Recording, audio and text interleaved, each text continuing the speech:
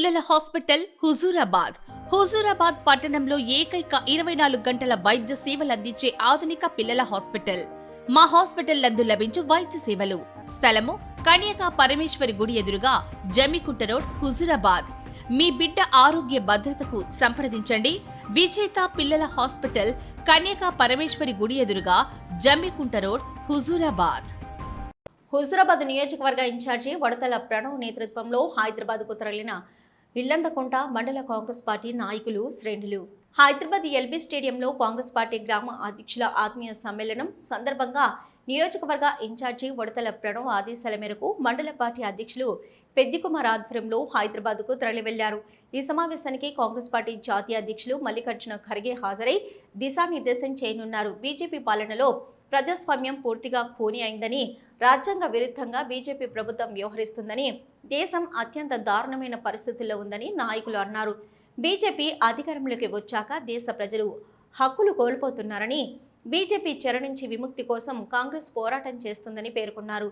అందులో భాగంగానే కాంగ్రెస్ పార్టీ జై బాపు, జై భీమ్, జై సంవిధాన్ కార్యక్రమమని తీసుకొని గ్రామ గ్రామాన రాజ్యాంగ పరిరక్షణ పాదయాత్ర ద్వారా ప్రజలను చైతన్యవంతం చేసేందుకు ముందుకు పోతున్నామని అన్నారు. బీజేపీ రాజ్యాంగ వ్యతిరేక నిర్ణయాలు మార్చుకోకపోతే కాంగ్రెస్ పార్టీ ఆధ్వర్యంలో తగిన గుణపాఠం చెప్తామని హెచ్చరించారు.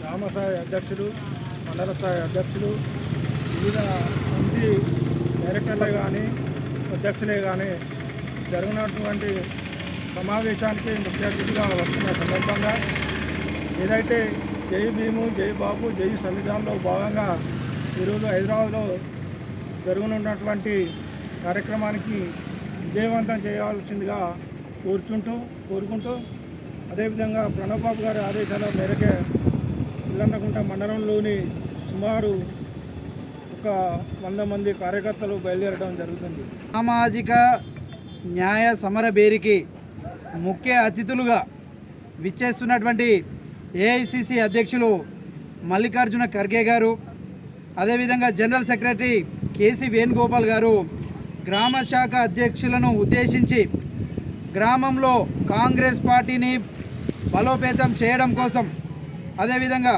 స్థానిక ఎన్నికలలో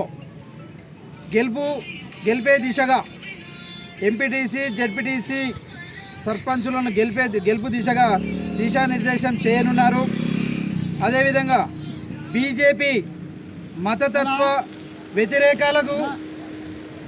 పనులకు వ్యతిరేకంగా ఏదైతే భారతదేశానికి బడుగు బలహీన మైనారిటీ వర్గాలకు రక్షణ కవచంగా నిలుస్తున్నటువంటి రాజ్యాంగాన్ని పార్లమెంటు సాక్షిగా అవమానపరుస్తున్నటువంటి విధానాలను ఎండగడుతూ జై బాపు, జై భీమ్, జై సంవిధాన్ కార్యక్రమాన్ని